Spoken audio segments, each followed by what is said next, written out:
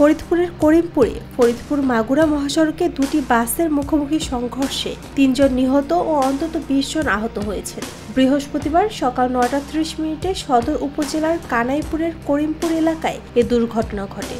আমি এসে শুনলাম ৩ জন নিহত হয়েছে অ্যাক্সিডেন্টে। লোকাল যে রিক পরিবহন সেই গাড়ির ড্রাইভার আছে।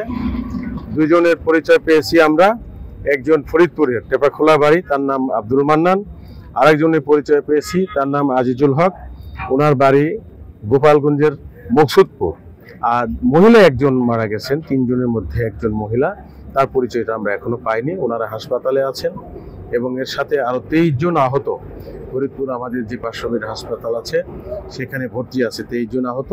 চুয়াডাঙ্গা থেকে ঢাকাগামী রয়্যাল এক্সপ্রেস বাসের সঙ্গে ফরিদপুর থেকে মাগুরাগামী রিক এন্টারপ্রাইজ লোকাল বাসের সংঘর্ষ হয়। ঘটনাস্থলেই ৩ জনের মৃত্যু হয়। আহতদের ফরিদপুর মেডিকেল কলেজ হাসপাতালে পাঠানো হয়েছে।